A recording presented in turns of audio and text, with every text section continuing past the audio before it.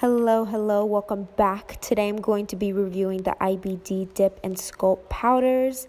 If you enjoy this video, make sure to leave a thumbs up and subscribe down below. IBD sent me 2 sets of dip powders, and there's quite a variety of colors to choose from. I really like that gray with a glitter finish. I really like the baby pink, and so I'll be going ahead and swatching one of them today. Each set comes with 4 to 5 steps in order to prep and rightfully bond the dip powders onto your nails, so it has a wide variety and some great selections. I decided to swatch the baby pink color from the French nail kit.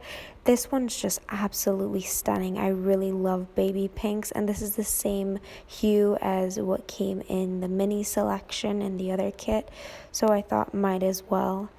And this is what the inside looks like, very finely milled, so you know it's not going to be chunky. It'll go on pretty smooth, so it looks really pretty.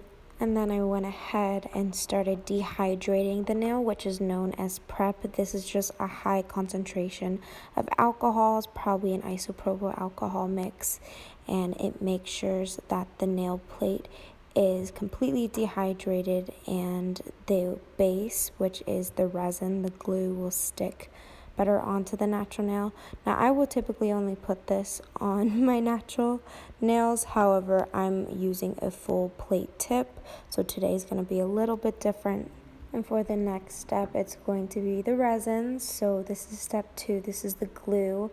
Typically I like starting 2/3 of the way up the nail to bring more strength towards the apex, which is 2/3 down the nail.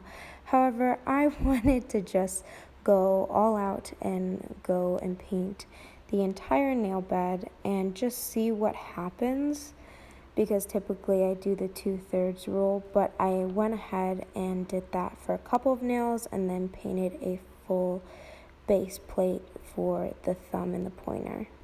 And as I pulled my thumb out of the dipping powder, I realized that there are 2 lines on my nail bed, and so I decided to file some of it down. If you really wanted to get all of it, then you can file it down even more with an e-drill or regular 100 and 180 grit. You can see that there is some overspill on the side, and I dipped my nail differently in a way that I normally wouldn't, and I saw that there were even more lines, and that was for sure not the proper way how to dip your nail, but I was just wondering if it was just the angle I was putting my nail in. So you can see that there are different layers, and so you have to file it down, but it is smooth in the end, which is really nice. And as you can see, I'm just applying the top coat. So I already filed it down and used the activator, which is step 3 in the French kit. And this is just adding that glossy finish. Almost in a way, by dipping improperly, I created like a marble effect, which is really cool.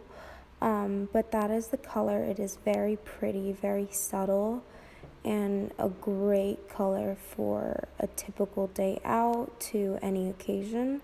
Here you can see that I am ever so carefully about to be off camera, and I'm painting on the resin and dipping my pointer finger in. I'm seeing if it'll create the same lines as it did for my thumb. And after dusting off the powder, it was easy to see that there were a lot of less lines, and it was just less opaque than the first coat of the thumb.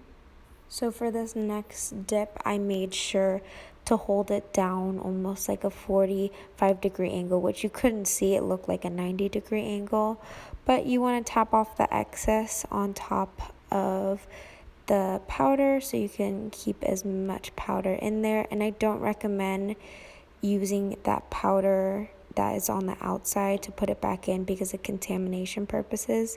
And here you can see it's quite thick, and here are all of them dipped. And the difference is that I had the pinky and the ring finger dipped 2/3 of the way up first, and then I did a full coat on the second. So it's a little bit more sheer, but it looked more smooth on the nail. Here's after the glossy top coat.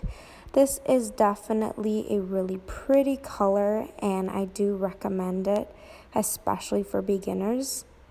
And if you guys enjoyed this video, please leave a thumbs up, and I will continue to make more content and have a lot more videos coming to you soon.